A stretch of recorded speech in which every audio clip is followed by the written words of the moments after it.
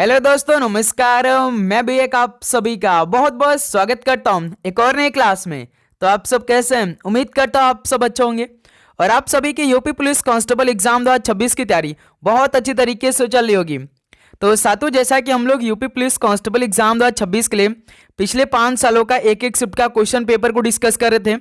Target हमारा था कि जब तक यूपी पुलिस का फॉर्म चलेगा 30 जनवरी तक तो हमें पूरा कंप्लीट कर लेना था, लेकिन हम तो 29 जनवरी को कंप्लीट कर लिया था। पूरा 41 शिफ्टों में पिछले 5 सालों में पूरा कंप्लीट पेपर हुआ था, जो कि हम 29 जनवरी को पूरा कंप्लीट कर लिया था। इसीलिए कल आप सभी की यानी 30 जनवरी को क्लास नहीं आई थी, क्योंकि आज से हम लोग एक नई शुरुआत करेंगे बहुत अच्छी तरीके से। अब हम लोग नए नए प्रैक्टिस सेट में नए नए क्वेश्चन को डिस्कस करेंगे।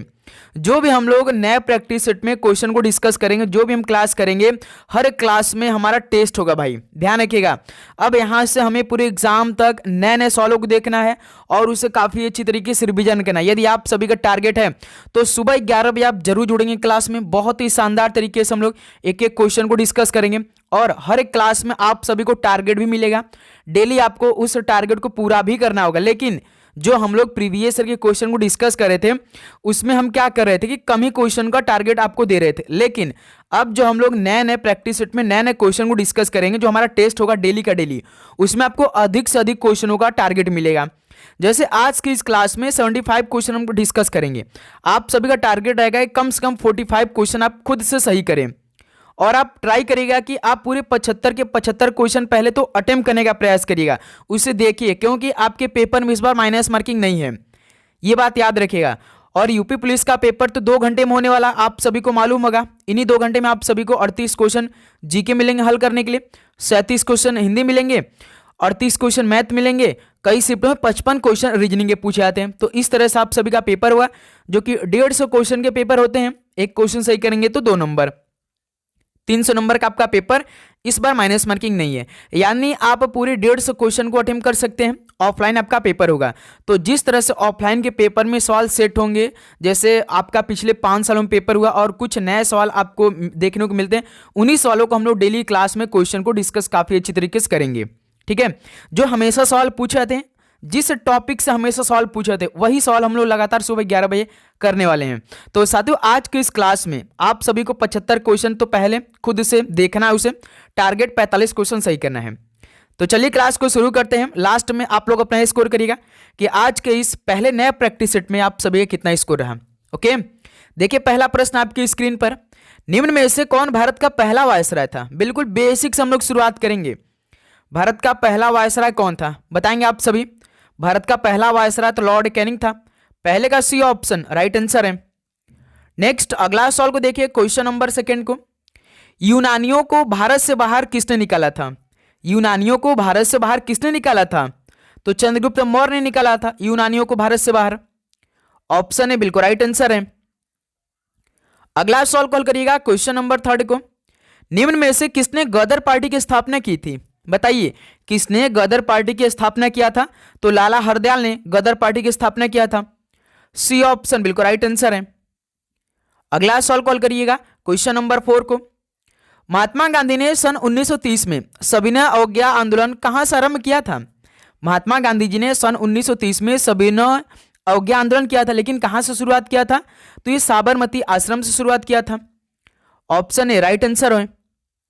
अगला सवाल कॉल करिएगा, क्वेश्चन नंबर 5 को, सिंधु घाटी सभ्यता का बंदरगाह वाला नगर कौन सा था?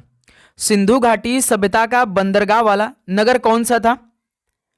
लोथल था भाई। ऑप्शन है बिल्कुल राइट आंसर है। अगला सवाल को देखिए और इस सवाल का राइट आंसर आप बताएंगे। नीति आयोग का पदेन अध्यक्ष कौन है? नीति आयोग का पदेन अध्यक्ष कौन होता है? प्रधानमंत्री साहब होते हैं। सी ऑप्शन राइट आंसर है। अगला सवाल को देखिए, क्वेश्चन नंबर 7 को, भारतीय संविधान में मूल कर्तव्यों का वर्णन किस अनुच्छेद में दिया गया है? भारतीय संविधान में मूल कर्तव्यों का वर्णन किस अनुच्छेद में है? तो अनुच्छेद 51 क में दिया गया है मूल कर्तव्यों का वर्णन। बी ऑप्शन राइट आंसर है। अगला सवाल को देखिए, क्वेश्चन नंबर 8 को, सर्वोच्च न्यायालय के न्यायाधीश की सेवानिवृत्ति की आयु कितनी होती? यानी जो सर्वोच्च न्यायालय के न्यायाधीश होते हैं, इनका कार्यकाल कितने वर्षों का होता है?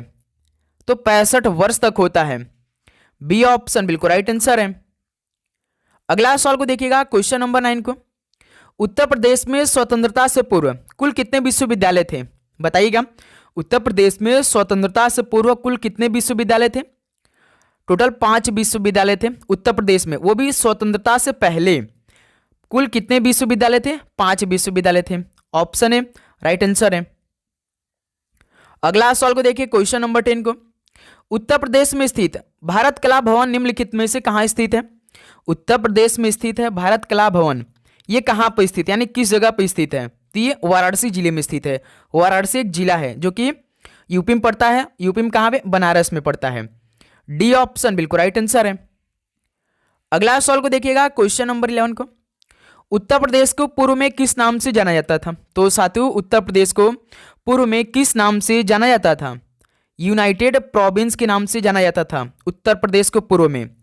बी ऑप्शन बिल्कुल राइट आंसर है। तो साथियों, आगे बढ़ने से पहले आप सभी से प्लीज छोटा सा रिक्वेस्ट करेंगे, यदि आप चैनल को पे नए हैं, चैनल को सब्सक्राइब नहीं किया है, तो आप चैनल को सब्सक्राइब कर लीजिएगा, नोटिफिकेशन ऑन करिएगा, क्योंकि यहाँ से अपनी तैयारी हम लोग बहुत ही अच्छी तरीके से सुबह 11 बजे करने वाले हैं और ये क्लास आपके पूरे एग्जाम तक चलने वाली है। डेली क्लास का आपको नोटिफिकेशन मिलना चाहिए। जैसे क्लास अपलोड होगी तो पहला नोटिफिकेशन आप सभी के पास जाएगी, वो भी हम लोग बिल्कुल एग्जाम ओरिएंटेड सारे क्वेश्चन को डिस्कस करने वाले क्लास में।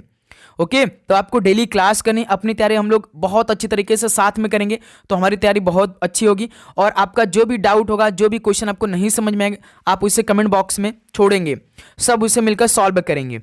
तो इसलिए भाई आप चैनल को सब्सक्राइब करिए, नोटिफिकेशन को ऑन करिए। मेन आपका नोटिफिकेशन है, क्लास अपलोड हो तो पहला नोटिफिकेशन आप सभी के पास है। और इसके बाद आप सभी को यूपी पुलिस एग्जाम 2026 के लिए प्लस आप यूपीएसआई के एग्जाम 13, 14, 15 मार्च को देंगे, तो ये 10 टेस्ट सीरीज लगा ली अच्छी तरीके से। इस 10 टेस्ट सीरीज में आप सभी को पूरे 15 क्वेश्चन मिल जाएंगे। जैसे यूपी पुलिस के पेपर में एक शिफ्ट में पूरे 150 क्वेश्चन आते हैं, तो इस 10 टेस्ट में आपको पूरे 15 क्वेश्चन मिल जाएंगे। इसमें क्या रहेगा? जीके रहेगा, यूपी जीके, हिंदी रहेगा, मैथ रहेगा, रीजनिंग रहेगा, प्लस करंट अफेयर रहेगा। बिल्कुल नए सवाल होंगे। प्रीवियस ईयर का एक भी सवाल नहीं है इसमें, क्योंकि भाई प्रीवियस ईयर का सवाल तो ऑलरेडी मैंने करा दिया है, तो इसमें एक भी आपका प्रीवियस ईयर का सवाल नहीं है, सारे क्वेश्चन नए हैं।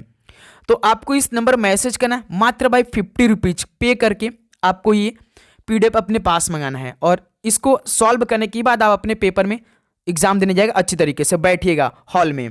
ओके, तो इस नंबर मैसेज करिए भाई, तुरंत अपने पास इस पीडीएफ को मंगाइए आप लोग, ऑफर चल रहा है।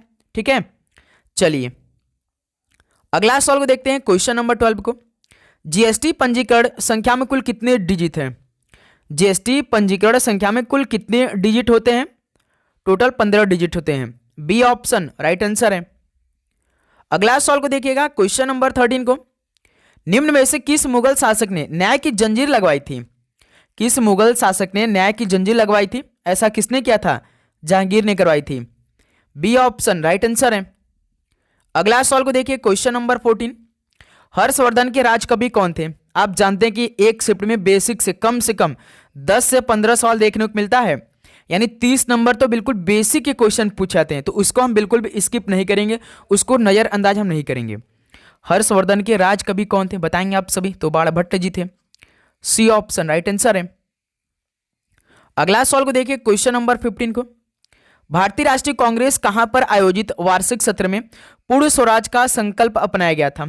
भारतीय राष्ट्रीय कांग्रेस के कहां पर आयोजित वार्षिक सत्र में पूर्ण स्वराज का संकल्प अपनाया गया था? आप सभी को मालूम होगा, लाहौर अधिवेशन में। बी ऑप्शन बिल्कुल राइट आंसर हो जाएंगे। ओके, अगला सवाल को देखिएगा, क्वेश्चन नंबर 16। 1857 का विद्रोह निम्नलिखित स्थानों पर हुआ था, उनका सही क्रम बताइए। यानी सबसे पहले कहां हुआ, उसके बाद कहां हुआ? जैसे झांसी है आपका, मेरठ है, दिल्ली है, बैरकपुर में है। दोस्त मेरे, सबसे पहले देखिए बैरकपुर में हुआ था।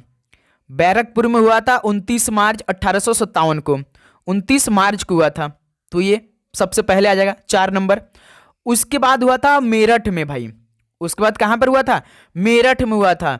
मेरठ में कब हुआ था? 10 मई को हो गया था भाई, 10 मई 1857 को, 4-2 हो जाएगा। उसके बाद कहां पर हुआ था? आपका बैरकपुर हो गया, मेरठ हो गया। अब तीसरे के नंबर पे कौन आता भाई? ध्यान रखिए, दिल्ली। दिल्ली में हुआ था 11 और 12 मई को, जस्ट एक दिन बाद हो गया था भाई दिल्ली में, यानी 4-2-3 हो जाएगा। अब उसके बाद एक बच रहा झांसी, और झांसी में सबसे लास्ट में लगभग जून के महीने में हुआ था। 4-2-3-1 कौन सा ऑप्शन है? यानी डी ऑप्शन देखिए, 4-2-3-1 सबसे पहले बैरकपुर में, उसके बाद मेरठ में हुआ था, उसके बाद दिल्ली और लास्ट में झांसी में हुआ था। ठीक है, इसको आप ध्यान रखिएगा आप लोग। डी ऑप्शन बिल्कुल राइट आंसर है। ओके, अगला सवाल को देखिए, क्वेश्चन नंबर 17 को।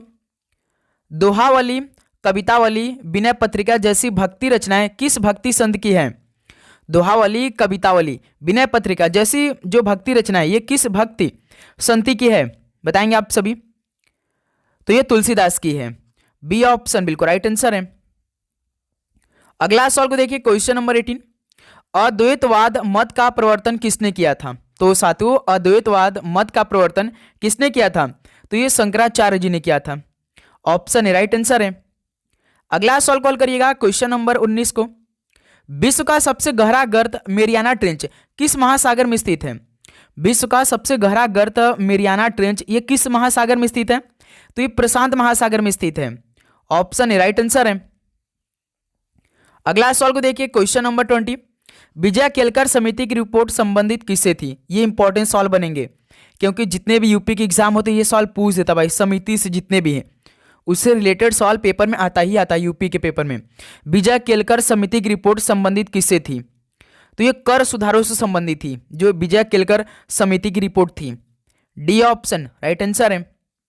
अगला सवाल कॉल करिएगा, क्वेश्चन नंबर 21 को। कोई व्यक्ति राष्ट्रपति पद के लिए अधिकतम कितनी बार निर्वाचित हो सकता है? कोई व्यक्ति राष्ट्रपति पद के लिए अधिकतम कितनी बार निर्वाचित हो सकता है? तो भाई भारत में तो कोई सीमा ही नहीं है, अब कितनी बार राष्ट्रपति का चुनाव लड़ सकते हैं? डी ऑप्शन राइट आंसर है। अगला सवाल को देखिए, क्वेश्चन नंबर 22। राज्यों में राज्यपाल की नियुक्ति कौन करता है? राज्यों में राज्यपाल की नियुक्ति कौन करते होंगे? तो राष्ट्रपति साहब करते हैं। बी ऑप्शन राइट आंसर है। अगला सवाल कॉल करिए, क्वेश्चन नंबर 23। संपत्ति के अधिकार को किस संविधान संशोधन के द्वारा मूल अधिकार से हटा दिया गया? संपत्ति के अधिकार को किस संविधान संशोधन के द्वारा मूल अधिकार से हटा दिया गया था? तो 44वें संविधान संशोधन अधिनियम के तहत। सी ऑप्शन राइट आंसर है। अगला सवाल को देखिए, क्वेश्चन नंबर 24। भारतीय संविधान की तीसरी अनुसूची का संबंध किससे है? बताइए, भारतीय संविधान की तीसरी अनुसूची का संबंध किससे है? शपथ एवं प्रतिज्ञान से है, जो भारतीय संविधान की तीसरी अनुसूची है। बी ऑप्शन राइट आंसर है। अगला सवाल कॉल करेंगे, क्वेश्चन नंबर 25 का राइट आंसर। 2011 जनगणना के अंतिम आंकड़ों के अनुसार निम्नलिखित में से उत्तर प्रदेश के किस जिले में सबसे कम महिला साक्षरता है? बताइए, 2011 जनगणना के अंतिम आंकड़ों के अनुसार उत्तर प्रदेश के किस जिले में सबसे कम महिला साक्षरता है? तो सबसे कम रामपुर में था। डी ऑप्शन राइट आंसर है। अगला सवाल को देखिए, क्वेश्चन नंबर 26 को। मोतीलाल नेहरू बाल संग्रहालय निम्नलिखित में से कहां स्थित है? बताइए, मोतीलाल नेहरू बाल संग्रहालय ये कहां पर स्थित है? तो ये लखनऊ में स्थित है। डी ऑप्शन बिल्कुल राइट आंसर है। अगला सवाल को देखेंगे, क्वेश्चन नंबर 27 को। चरकुला प्रमुख लोक नृत्य कहां का? बताएंगे, चरकुला कहां का प्रमुख लोक नृत्य है? तो ये ब्रजभूमि का है। बी ऑप्शन बिल्कुल राइट आंसर हो जाएंगे। अगला सवाल को देखिए, क्वेश्चन नंबर 28। सुभाष चंद्र बोस ने भारतीय राष्ट्रीय कांग्रेस से निकलने के बाद किस पार्टी की स्थापना की थी? सुभाष चंद्र बोस जी ने भारतीय राष्ट्रीय कांग्रेस से निकलने के बाद किस पार्टी की स्थापना किया था? तो उन्होंने फॉरवर्ड ब्लॉक की स्थापना की थी। सी ऑप्शन बिल्कुल राइट आंसर है। अगला सवाल कॉल करिएगा, क्वेश्चन नंबर 29। रामकृष्ण मिशन की स्थापना किसने की? रामकृष्ण मिशन की स्थापना किसने किया था? तो इसकी स्थापना तो स्वामी विवेकानंद जी ने की थी। ऑप्शन बिल्कुल राइट आंसर हो जाएंगे। अगला सवाल को देखेंगे, क्वेश्चन नंबर 30 को। चंगेज खान ने जलाउद्दीन का पीछा करते हुए किसके शासनकाल में भारत की सीमाओं पर आक्रमण किया था? तो साथियों, चंगेज खान ने जलाउद्दीन का पीछा करते हुए किसके शासनकाल में भारत की सीमाओं पर आक्रमण किया था? तो इल्तुतमिश की शासनकाल में भारत की सीमाओं पर आक्रमण किया था चंगेज खान ने, जब जलाउद्दीन का पीछा किया था। तो बी ऑप्शन राइट आंसर है। अगला सवाल को देखिए, क्वेश्चन नंबर 31 को। भारतीय प्रतीक पर उत्कीर्ण सत्यमेव जयते लिया गया है, किसे लिया गया है? जो भारतीय प्रतीक पर उत्कीर्ण है सत्यमेव जयते, तो साथियों ये लिया गया है मुंडकोपनिषद से। डी ऑप्शन बिल्कुल राइट आंसर है। भाई लास्ट में स्कोर आप जरूर करिएगा, ओके। डेली क्लास में आप सभी को इसी तरह स्कोर मिलेगा, इतना आपको करना है, टारगेट मिलेगा। भारत की पहली बहुउद्देशीय परियोजना का निर्माण किस नदी पर हुआ था? तो साथियों, भारत की पहली बहुउद्देशीय परियोजना का निर्माण किस नदी पर हुआ था? तो ये दामोदर नदी पर हुआ। बी ऑप्शन राइट आंसर है। अगला सवाल को देखिए, क्वेश्चन नंबर 33 को, निम्नलिखित में से किस नदी को दक्षिण गंगा कहा जाता है? तो साथियों, किस नदी को दक्षिण गंगा कहा जाता है? तो गोदावरी नदी को। बी ऑप्शन राइट आंसर है। अगला सवाल को देखिए, क्वेश्चन नंबर 34, विधानसभा एवं विधान परिषद के वर्ष में कम से कम कितने अधिवेशन होने अनिवार्य है? तो साथियों, विधानसभा एवं विधान परिषद के वर्ष में कम से कम कितने अधिवेशन होने अनिवार्य होते हैं? बताएंगे आप सभी, ये इंपॉर्टेंट सवाल है। तो 2 बार होना अनिवार्य होता है। बी ऑप्शन राइट आंसर है। अगला सवाल को देखिए, क्वेश्चन नंबर 35, राष्ट्रीय एकता परिषद यानी एनआईसी का अध्यक्ष कौन है? एनआईसी का अध्यक्ष कौन होते हैं आप सभी बताएंगे? तो देश के प्रधानमंत्री ही साहब होते हैं। ऑप्शन बिल्कुल राइट आंसर है। अगला सवाल को देखिए, क्वेश्चन नंबर 36, राष्ट्रपति द्वारा राज्यसभा के सदस्यों के नामांकन का नियम किस देश के संविधान से लिया गया था? तो साथियों, राष्ट्रपति द्वारा राज्यसभा के सदस्यों के नामांकन का नियम किस देश के संविधान से लिया गया था? किस देश के संविधान से उधार लिया गया है? तो आयरलैंड देश के संविधान से अपनाया गया है। बी ऑप्शन बिल्कुल राइट आंसर हो जाएंगे। ओके, नेक्स्ट अगला सवाल को देखिए, क्वेश्चन नंबर 37, संविधान की व्याख्या कौन करता है? संविधान की अंतिम व्याख्या कौन करता है या संविधान की व्याख्या कौन करता है? न्यायपालिका करते हैं। सी ऑप्शन बिल्कुल राइट आंसर है। अगला सवाल को देखिए, क्वेश्चन नंबर 38, अंतर्राष्ट्रीय ओलंपिक समिति का मुख्यालय कहाँ स्थित है? अंतर्राष्ट्रीय ओलंपिक समिति का मुख्यालय कहाँ पर है? तो लोसाने में स्थित है। सी ऑप्शन राइट आंसर है। ओके, चलिए अगला सवाल को देखिए, क्वेश्चन नंबर 39 को, कर्मा किस क्षेत्र का लोक नृत्य है? बताएंगे आप सभी, कर्मा किस क्षेत्र का लोक नृत्य है? तो ये सोनभद्र का है। ऑप्शन ए राइट आंसर है। अगला सवाल कॉल करिए, क्वेश्चन नंबर 40, उत्तर प्रदेश में योजना आयोग का गठन कब किया गया था? उत्तर प्रदेश की बात कर रहा है। वैसे तो योजना आयोग की स्थापना तो हुआ था 1950 में, लेकिन यूपी की बात कर रहा है। यूपी में हुआ था वर्ष 1971 में। ऑप्शन बिल्कुल राइट आंसर है। लेकिन योजना आयोग 2015 में चेंज हो गया था। योजना आयोग की जगह नीति आयोग ने लिया था भाई, आप सभी को मालूम होगा 2015 में। ठीक है, इसको भी आप ध्यान रखिएगा। अगला सवाल को देखिए, क्वेश्चन नंबर 41, उत्तर प्रदेश विधान परिषद में कुल 100 सदस्य हैं। बताइए इसके सदस्यों का कार्यकाल कितना निर्धारित है? तो बताइए भाई, उत्तर प्रदेश विधान परिषद में कुल 100 सदस्य होते हैं, लेकिन इनका जो सदस्य है इनके कार्यकाल इतना कितना निर्धारित है, यानी कितने साल ये काम करेंगे? बताएंगे आप सभी। तो 6 वर्ष के लिए है भाई ये। बी ऑप्शन बिल्कुल राइट आंसर है। ओके, अगला सवाल को देखिए, क्वेश्चन नंबर 42, उत्तर प्रदेश में जैन एवं बौद्ध दोनों धर्मों का प्रसिद्ध तीर्थ कौन सा है? उत्तर प्रदेश में जैन और बौद्ध धर्म दोनों का प्रसिद्ध तीर्थ कौन सा है? ध्यान रखिए, कौशाम्बी है। ऑप्शन ए राइट आंसर है। अगला सवाल को देखिए, क्वेश्चन नंबर 43, वियतनाम की राजधानी एवं मुद्रा का नाम बताइए। वियतनाम की राजधानी और मुद्रा का नाम आप सभी बताना है। एचडी, एचडी के नाम से याद रखेंगे आप लोग। एच का मतलब हनोई, डी का मतलब डोंग, यानी वियतनाम की राजधानी हनोई, मुद्रा डोंग। तो ऑप्शन इस सवाल का बिल्कुल राइट आंसर हो जाएंगे। ओके, अगला सवाल को देखिएगा, क्वेश्चन नंबर 44, हड़प्पाई स्थलों में कांस्य नर्तकी की मूर्ति कहां से प्राप्त हुई है? हड़प्पाई स्थलों में कांस्य नर्तकी की मूर्ति कहां से प्राप्त हुई है? तो ये मोहनजोदड़ो से प्राप्त हुई थी। डी ऑप्शन राइट आंसर है। अगला सवाल को देखिए, क्वेश्चन नंबर 45, चौथे बौद्ध संगीति का आयोजन किसके शासनकाल में हुआ था? चौथे बौद्ध संगीति का आयोजन किसके शासनकाल में हुआ था? तो कनिष्क के शासनकाल में हुआ था चौथे बौद्ध संगीति का आयोजन। ऑप्शन ए राइट आंसर है। अगला सवाल को देखिए, क्वेश्चन नंबर 46, 1857 ईस्वी के विद्रोह के समय भारत का गवर्नर जनरल कौन था? 1857 ईस्वी के विद्रोह के समय भारत का गवर्नर जनरल कौन था उस समय? तो उस समय लॉर्ड कैनिंग था। बी ऑप्शन राइट आंसर है। अगला सवाल को देखिए, क्वेश्चन नंबर 47, निम्नलिखित में से कौन सा हिंदुस्तानी संगीत शैली का हिस्सा नहीं है? तो साथियों, कौन सा हिंदुस्तानी संगीत शैली का हिस्सा नहीं है? जैसे देखिए, ध्रुपद है, तिलाना है, धमार भी है, लेकिन तराना नहीं है। तो यही हमारा सी ऑप्शन बिल्कुल राइट आंसर हो जाएंगे।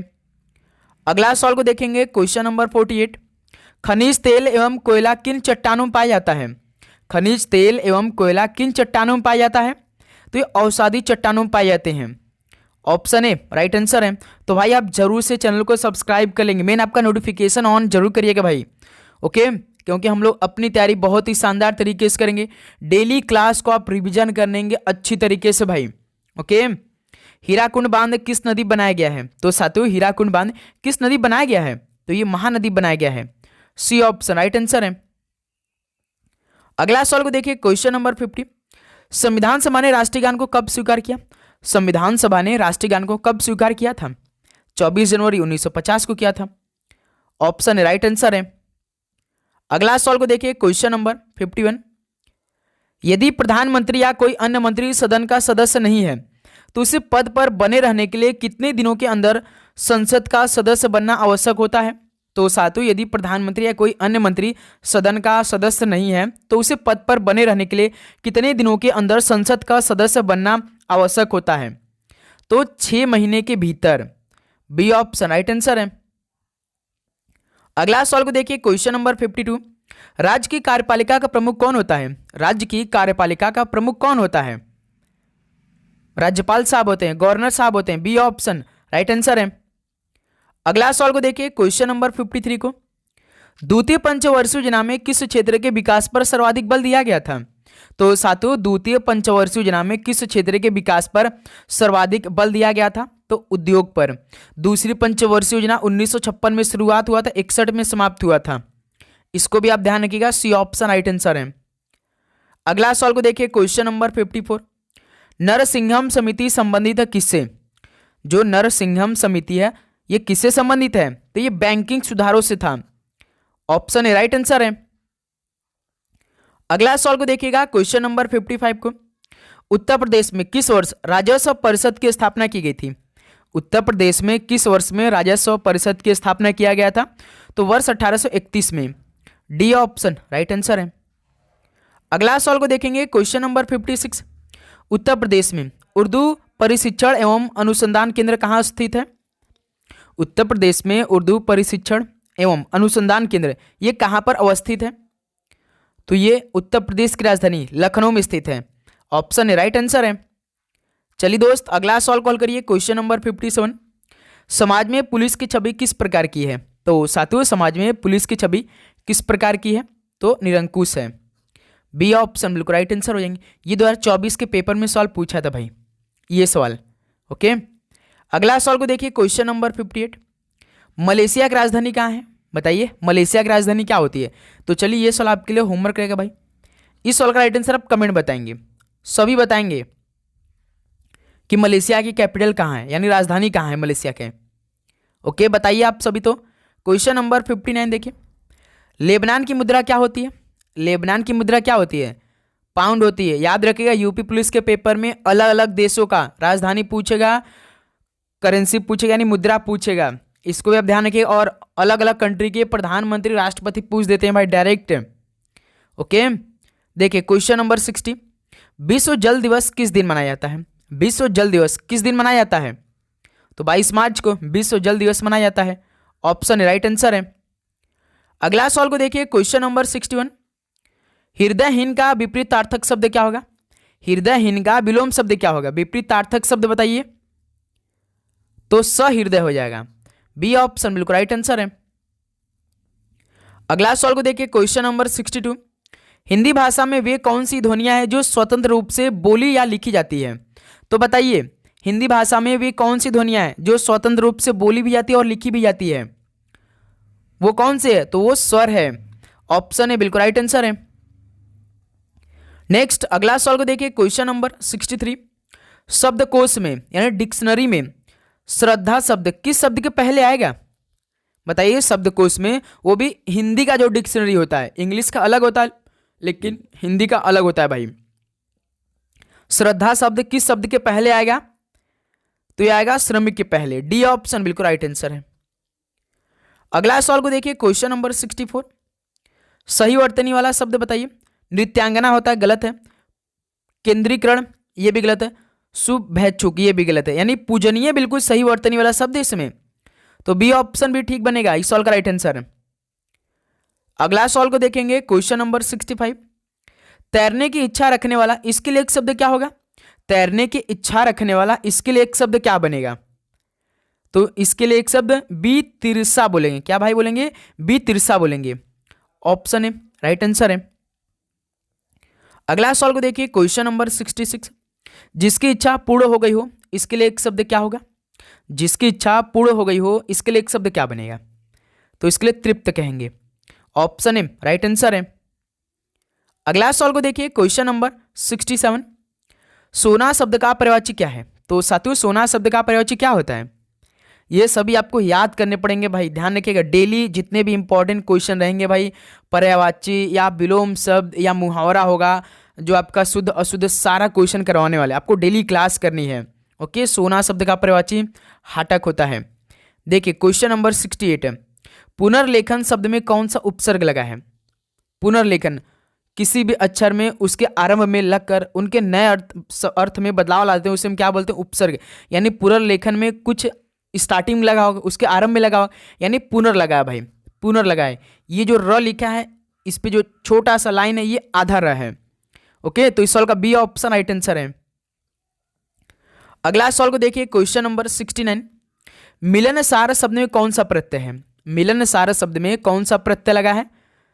अब प्रत्यय पूछा, यानी किसी भी शब्द में उसके आखिरी में उनमें जुड़कर उनके अर्थ में बदलाव ला देते हैं, उसे प्रत्यय बोलते हैं, यानी मिलनसार लगा है भाई, सार। डी ऑप्शन राइट आंसर है। अगला सवाल को देखिएगा, क्वेश्चन नंबर 70 को। निम्नलिखित में से कौन सा संधि विच्छेद सही है? महेंद्र, नदीश, वधुत्सव, यानी डी ऑप्शन। बिल्कुल ये तीनों भाई संधि विच्छेद सही है, तो इसलिए डी ऑप्शन परफेक्ट आंसर है। अगला सवाल को देखिए, क्वेश्चन नंबर 71 देखिए, चौकोर शब्द में कौन सा समास है? चौकोर शब्द में कौन सा समास है? तो इसमें बताइए, समास पूरा डिटेल में अच्छी तरीके से पूरे उसके पार्ट बता दिया भाई, तभी तो हम शुरुआत किए बहुत अच्छी तरीके से कि जो भी डिटेल में बताया कि इससे आपके पेपर में सवाल आएगा ही आएगा। चौकोर शब्द में द्विगु समास है, बी ऑप्शन बिल्कुल राइट आंसर है। अगला सवाल को देखिए, 72 नंबर। ठन ठन गोपाल मुहावरे का अर्थ क्या होगा? ठन ठन गोपाल यानी भाई खोखला कर देना, बी ऑप्शन बिल्कुल राइट आंसर है। अगला सवाल को देखिएगा, क्वेश्चन नंबर 73 को। कनक कनक ते 100 गुनी माद कथा अधिकाय, इसमें कौन सा अलंकार है? बताइए, कनक कनक ते 100 गुनी माद कथा अधिकाय में कौन सा अलंकार लगा है? तो इसमें यमक अलंकार है, बी ऑप्शन राइट आंसर है। अगला सवाल कॉल करिए, क्वेश्चन नंबर 74। कौन सा शब्द पुल्लिंग है? बताइए, इनमें से कौन सा शब्द पुल्लिंग है भाई? देखिए, दया स्त्रीलिंग, घटना स्त्रीलिंग, जड़ता स्त्रीलिंग, बुढ़ापा एक पुल्लिंग है भाई, डी ऑप्शन परफेक्ट आंसर है। तो चलिए, आज के इस क्लास का लास्ट क्वेश्चन आपकी स्क्रीन पर 75 नंबर। निम्नलिखित में से कौन सा शब्द स्त्रीलिंग नहीं है? यानी वो पुल्लिंग होगा भाई, तभी तो स्त्रीलिंग नहीं है। आय, आयु, आग, आंगन एक पुल्लिंग है, तो यही स्त्रीलिंग नहीं है, तो डी ऑप्शन राइट आंसर है। तो साथियों 75 क्वेश्चन कंप्लीट हो गया। तो बताइए आप सभी का इन 75 क्वेश्चन में से कितना स्कोर रहा? क्या आप सभी का लगभग 45 क्वेश्चन ठीक हुआ? सभी ईमानदारी के साथ बताएंगे। तो उम्मीद करूंगा आपको हर एक क्वेश्चन अच्छी तरीके से समझ में आया होगा। यदि आपको किसी भी प्रश्न पे डाउट हो तो कमेंट सेक्शन में जरूर बताइएगा। डेली क्लास करेंगे, अच्छे से रिविजन करेंगे। यदि जैसे कि आज आपका 31 है, कल आप जब क्लास लेंगे तो आज 31 का एक बार रिवीजन करेंगे भाई, और आप टेलीग्राम पे जुड़ जाइए भाई। डेली का डेली हम आपको पीडीएफ भी प्रोवाइड करेंगे क्लास का। डिस्क्रिप्शन बॉक्स में लिंक दिया गया, या आप टेलीग्राम पे टारगेट विथ विवेक के नाम से सर्च करेंगे तो आ जाएगा, ठीक है। तो आप उसको ज्वाइन कर लीजिए। डेली का डेली आपको पीडीएफ भी मिलेगा अच्छी तरीके से, उसे आपको याद करना है। आंसर सहित हम आपको वहाँ पे आपको पीडीएफ देने वाले हैं, ठीक है। तो जरूर सभी लोग ज्वाइन कर लें और चैनल को सब्सक्राइब करके नोटिफिकेशन को भी ऑन कर लें। तो चलिए इस क्लास को यहीं पर समाप्त करते हैं, मिलते हैं एक और नए क्लास में। आप सभी को जय हिंद, जय भारत, पढ़ाई करते रहिए। ऑल द बेस्ट, धन्यवाद।